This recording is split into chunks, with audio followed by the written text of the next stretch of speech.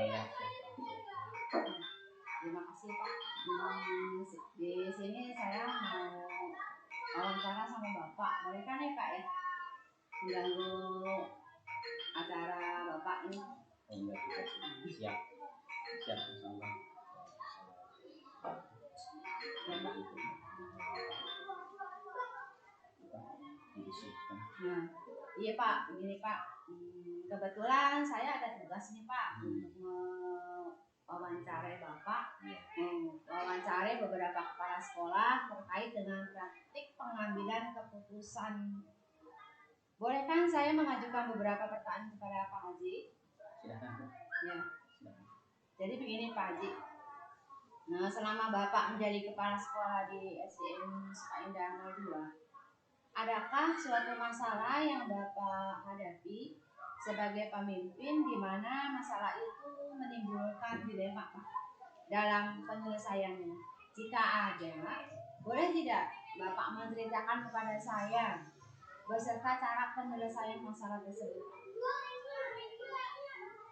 Sebenarnya masalahnya selalu ada Bu.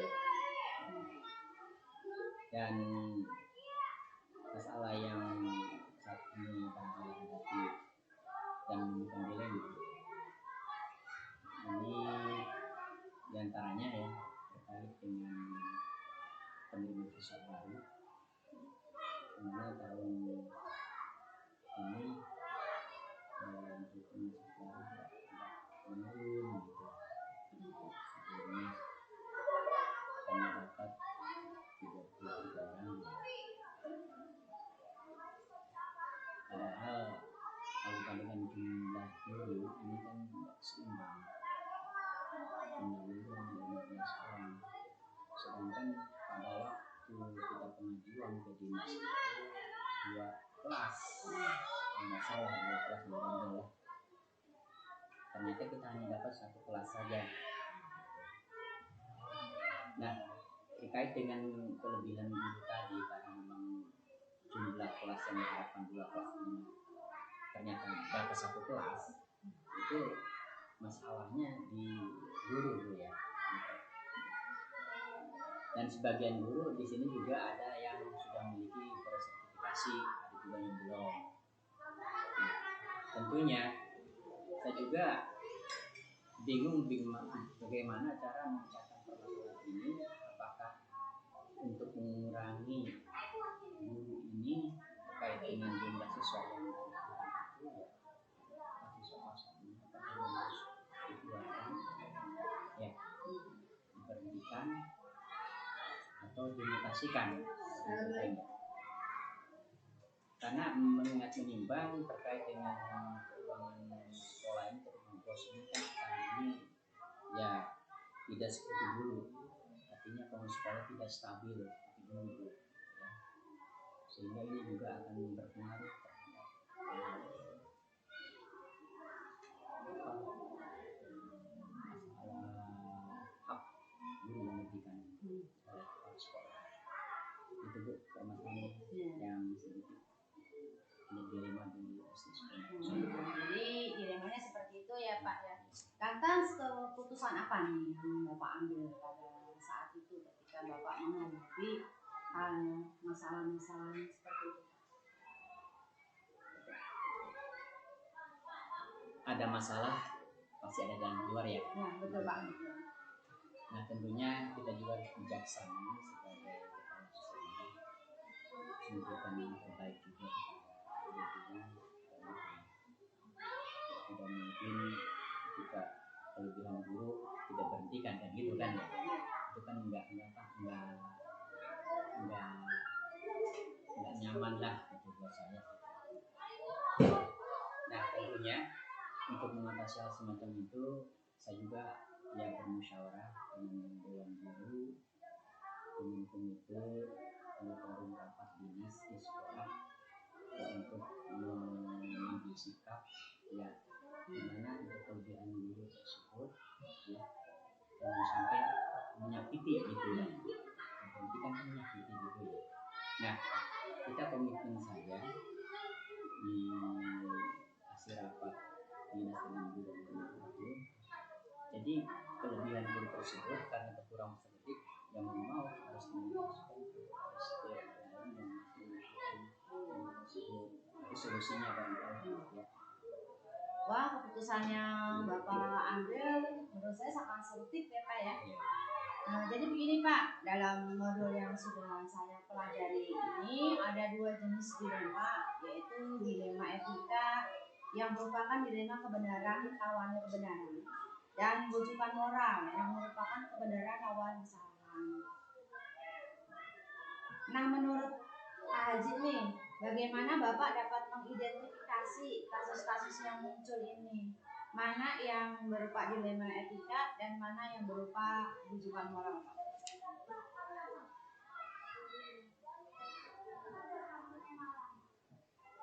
Saya akan coba Bu ya untuk menjawab pertanyaan itu terkait dengan dilema tadi itu ya, etika dan moral ya. Dilema etika dan mana yang masuk ke dalam rujukan moral?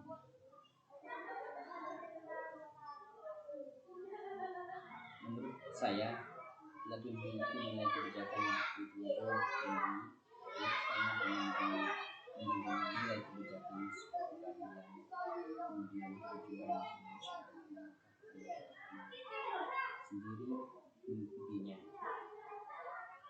Nah kemudian untuk masalah seperti itu biasanya yang memerlukan 3 tahapan Bu ya. 3 tahapan Bu ya. Yang pertama ini harus mengkonfirmasi masalah kepada yang berkepentingan. Yang kedua berdiskusi dengan wakil kepala sekolah dewan guru. Dan yang ketiga biasanya yang saya merefleksikan bagaimana kalau saya ada di posisi mereka. Kasus itu yang saya inginkan atau yang ingin kita lakukan seperti apa. Itu saya rasa jawabannya seperti itu Bu ya. Ya, jadi langkah-langkahnya ya Pak ya, langkah-langkah yang mungkin atau strategi yang akan Bapak lakukan atau Bapak biasa lakukan dalam menjelaskan masalah dilema seperti ini ya Pak ya. Berarti selama ini Bapak itu sudah menjalankan pengambilan keputusan, terutama untuk kasus-kasus dilema kepentingan yang sama-sama benar atau sama-sama mengandung nilai kebajikan, gitu ya Pak ya. Dan dengan tadi masalah yang Bapak hadapi, tadi Bapak sudah memutuskan bagaimana guru tadi itu Pak, maksudnya guru tadi yang akan dipindahkan atau diberhentikan atau seperti apa. Jadi langkah-langkahnya yang tadi sudah Bapak laksanakan ya Pak ya. Lalu ada pertanyaan lagi nih Pak, adakah yang menurut Pak Haji ini merupakan tantangan dalam mengambil keputusan pada kasus-kasus dilema etika yang Bapak hadapi Pak? Tantangan ini ya? Iya, tantangannya Pak. Dilema etika Pak, dilema etika mengambil keputusan ya. Iya. Ya tentunya saya katakan tadi, kalau kita mengambil satu keputusan terhadap guru ya, kita juga kan harus melihat berbagai macam kondisi ya gitu.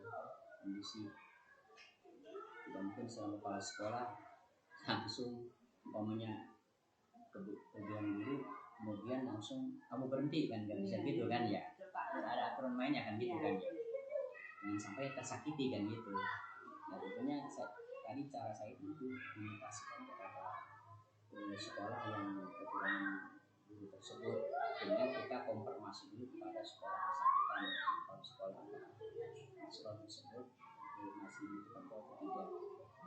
Lalu sehingga kita memberikan surat keterangan untuk memberikan konfirmasi. Kemudian di sana itu harus memberikan surat juga kepada dinas pendidikan sebagai laporan secara administrasi. Seperti itu ya Pak ya. Apakah Bapak memiliki sebuah aturan atau jadwal tertentu nih Pak dalam menyelesaikan sebuah kasus dilema etika? Maksudnya begini Pak, apakah Bapak itu langsung menyelesaikan di tempat atau memilih sebuah jadwal Maksudnya jadwal itu untuk menyelesaikan atau memiliki prosedur tertentu untuk menyelesaikan kasus-kasus tersebut.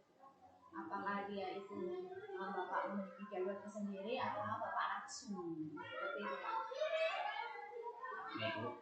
Kalau jawaban saya,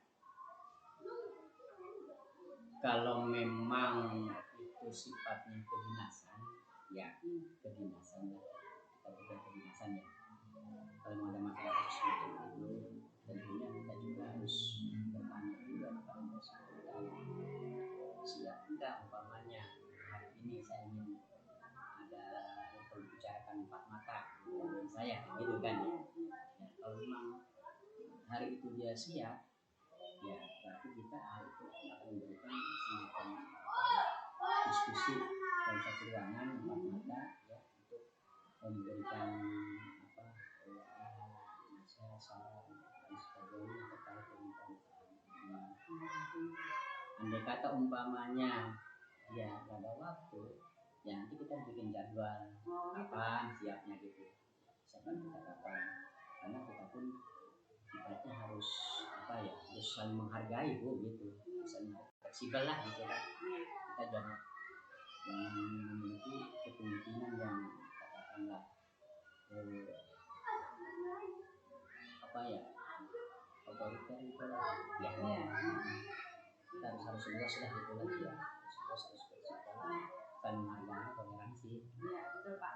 Jadi intinya itu Bapak ketika mau memberi sebuah keputusan itu mungkin dengan melihat situasi dan kondisinya ya Pak ya. Jadi melihat kondisinya seperti apa, nanti langsung Bapak melakukan hal yang tadi yang Bapak sampaikan.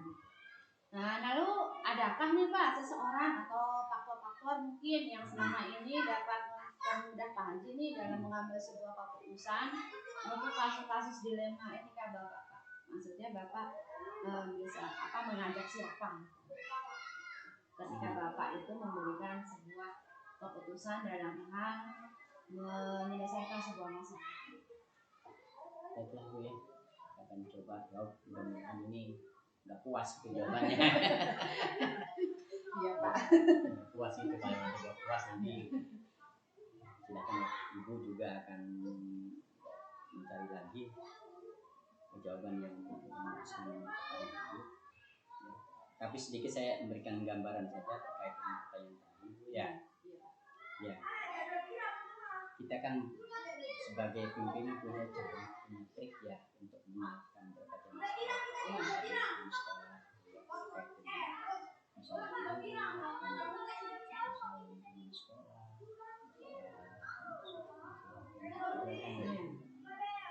Nah, biasanya kalau memang timbul permasalahan semacam itu, ya kita itu salah satu cara ya.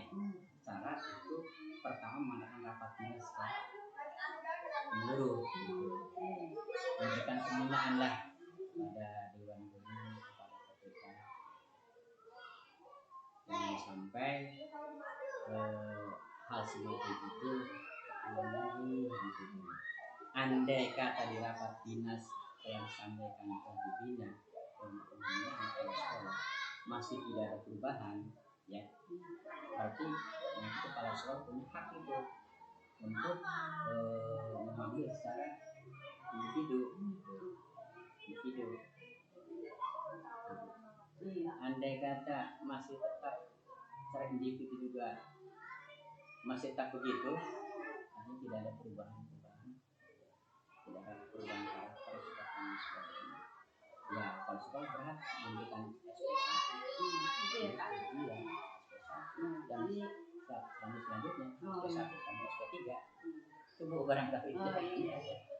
Mungkin seperti itu ya Pak ya jawabannya, mungkin dengan cara saling berkomunikasi mungkin. Ketika kita berkomunikasi pasti sesuatu itu akan, kalau ada masalah itu akan terselesaikan dengan sendirinya. Terus bagaimana cara berkolaborasi Bapak dengan anak Bapak atau para guru-guru, dewan guru, ketika Bapak harus memberikan sebuah keputusan di mana keputusan itu akan membuat kenyamanan di diri para guru mungkin ya Pak ya. terutama dalam menghadapi kasus-kasus dilema yang terjadi Pak. Ya, mungkin saya tambahkan tuh ya sedikit yang menyatakan ini permasalahan seperti itu ya, permasalahan gitu ya,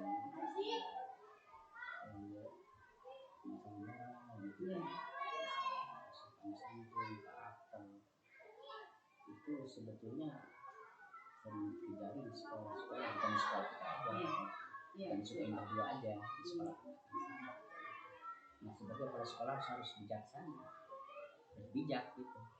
Artinya jangan mentang-mentang saya kepala sekolah ya, jangan gitu. Mereka pun ya katakanlah punya perasaan dan gitu ya, dan mereka tidak akan berubah ketika seorang pemimpin kepala sekolah itu melakukan pembinaan yang keras, atau kayak gitu. Ya harus ditempuh dengan cara tertentu, pembinaan, dipanggil ya.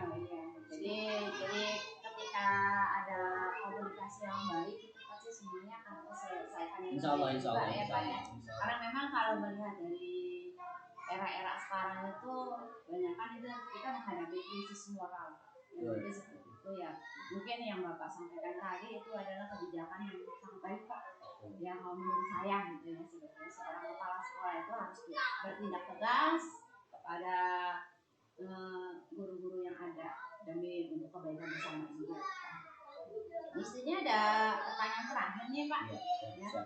Dari semua hal yang telah Bapak sampaikan tadi, dari pembelajaran Bapak tadi sudah mengatakan bahwa ketika Bapak mempunyai masalah itu yang akan Bapak selesaikan dengan cara yang tadi Bapak sampaikan. Kira-kira ini pembelajaran apa nih Pak yang didapat dari pengalaman Bapak dalam mengambil keputusan sebuah masalah yang menimbulkan dilema etika ini Pak? Baiklah, Ibu ya. Memang ini nyambung gitu ya. Iya. Sebagai orang yang dituakan di satu sekolah, katakanlah yang kepala sekolah ya, tentunya ketika kita ada permasalahan-permasalahan yang Ibu tadi sampaikan, ya intinya gini Bu ya, kita tetap harus menjalin komunikasi yang baik. Ya. Iya Pak, betul. Komunikasi yang baik, kerjasama yang baik, ya. Kemudian saling memberi kepercayaan, kita bangun komunikasi yang baik semua pihak, terutama kepada yaitu ya rekan-rekan kerja kita di sekolah, pada guru, orang tua juga termasuk di dalamnya kan gitu ya. Karena maju pendidikan kan itu bukan hanya tanggung jawab guru kepala sekolah saja ya, kepala sekolah, guru ya, pendidik dan orang tua murid gitu kan. Nah, itu saya harapkan ada bersama yang baik lah di antara kepala sekolah dan guru itu ya. Dan mudah-mudahan kalau kerjasama yang terbangun dengan baik, komunikasi dengan baik, insya Allah pendidikan bersama akan lebih baik lagi gitu kan ya. Sehingga tujuan kita di SPK ini mudah-mudahan sesuai dengan visi bangsa. Jadi itu ya Pak ya. Jadi dengan cara tadi yang Bapak sampaikan dengan kolaborasi misalnya itu ya, berkolaborasi dengan warga sekolah gitu, dengan komunitas sekolah juga, mungkin dengan cara musyawarah mufakat yang Bapak berikan tadi, insya Allah bahwa apa yang menjadi isi dan misi sekolah Bapak itu akan terwujud dan tercapai dengan baik ya Pak ya. Mungkin itu yang bisa menjadi kesimpulan dari pembicaraan kita hari ini Pak. Saya berterima kasih sekali nih Pak Haji atas waktunya, atas kesediaannya sebagai narasumber dalam wawancara saya hari ini untuk memenuhi tugas dari dari calon guru penggerak saya yang di angkatan 8. Saya ini masuk ke modul 3.1 Pak. Jadi belajar tentang bagaimana saya menjadi seorang pemimpin nantinya, seperti itu Pak. Jadi sekali lagi saya berterima kasih sama Bapak atas waktunya dan kesediaannya ya Pak ya. sang guru. Ya. Ya, Saya pamit dulu ya Pak. iya, sama-sama. Ya. Mudah-mudahan Ibu dalam menjalani proses geoprogram ini dengan mulus, Amin. ya, lancar, Amin. dan semangat, ya, dan tetap sukses. Amin. Yang diraih oleh Wati. Ya. Terima kasih banyak Pak ya. Ya saya pamit. Ya. Assalamualaikum.